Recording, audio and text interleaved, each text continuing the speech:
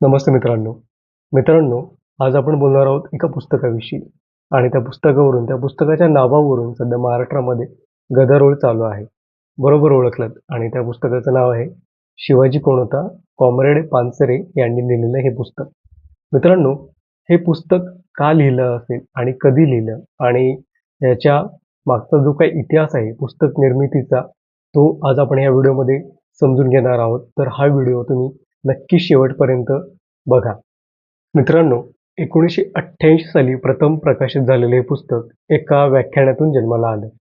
11 मे 1988 रोजी कोल्हापूरच्या शाहू स्मारक भवनात शिवकालचे खरे अंतरंग या विषयावर पानसरे यांचं व्याख्यान झालं. हे व्याख्यान इतकं प्रभावी ठरलं की त्यावर आधारित ही पुस्तिका तयार करण्याचा निर्णय घेण्यात आला. या पुस्तकामागे एक स्पष्ट उद्दिष्ट होतं. शिवाजी महाराजांचा वापर जातीयवादी दृष्टीने होऊ नये आणि त्यांच्या कार्याचं खरं स्वरूप जनतेसमोर यावं. समाजात वाढणारा हिंसाचार आणि दंगलींना आळा बसावा आणि लोकांचं वैचारिक प्रबोधन व्हावं, हा मुख्य हेतू होता. हे पुस्तक लिहिताना 3 महत्त्वाचे मुद्दे ठरवले गेले. पहिला मुद्दा, भाषा साधी आणि सर्वांना समजेल अशी असावी. दुसरी गोष्ट, गुंतागुंतीच्या तात्विक चर्चेला त्याच्यामध्ये टाळलं जावं. आणि तिसरी, शिवाजी महाराजांचं कार्य समाजात प्रगती, एकता आणि सामंजस्य कसं वाढवावं हे स्पष्ट करावं. हे 3 मुद्दे हे पुस्तक लिहिताना विचारात घेतले गेले होते. आणि नंतर या पुस्तकात संदर्भ सूची जोडली गेली आणि शिवाजी महाराजांची काही महत्त्वाची पत्रे सुद्धा समाविष्ट करण्यात आली.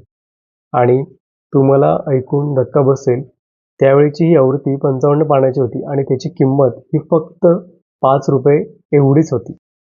या पुस्तकाने मोठी क्रांती घडवली. 3 वर्षातच 22,000 प्रती विकल्या गेल्या आणि नंतर हे पुस्तक हिंदी, इंग्रजी, कन्नड, उर्दू, बंगाली, गुजराती अशा अनेक भाषांमध्ये अनुवादित झालं आणि द हिंदू सारख्या राष्ट्रीय वर्तमानपत्रानेही याची दखल घेतली.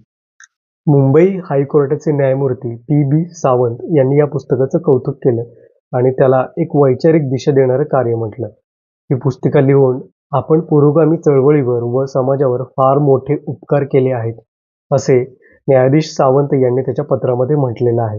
महिन्याभरात ही पुस्तिका म्हणजे एक प्रकारची लोक चळवळ झाली. सर्व मराठी भाषिकांमध्ये या पुस्तिकेबद्दल उत्सुकता वाटू लागली. ग्रंथ विक्रीबरोबर कॉम्रेड पानसरे या विषयावर व्याख्यानेही देत होते. मित्रांनो, शिवाजी कोण होता हे फक्त पुस्तक नाही तर समाज प्रबोधनाचं एक शक्तिशाली साधन आहे. हे पुस्तक आपल्याला इतिहास नव्या दृष्टीने पाहायला शिकवतं.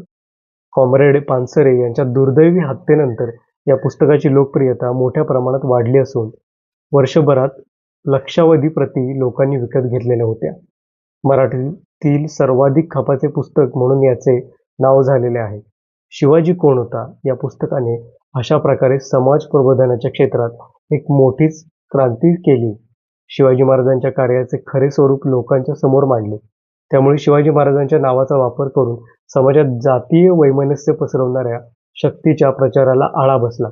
समाज प्रबोधनाचे कार्य हे सातत्याने करावयाची गोष्ट आहे. समाज जीवनात प्रवेश करणाऱ्या तरुण पिढीला इतिहासाचे नवे भान देण्याचे हे कार्य आपल्याला करायचे आहे. ही दृष्टी देणारे शिवाजी कोण होता हे महत्त्वाचे विचारधन आहे. कॉम्रेड पानसरे यांनी या पुस्तिकेच्या रूपाने पुरोगामी महाराष्ट्राला दिलेली ही अविस्मरणीय देणगी आहे.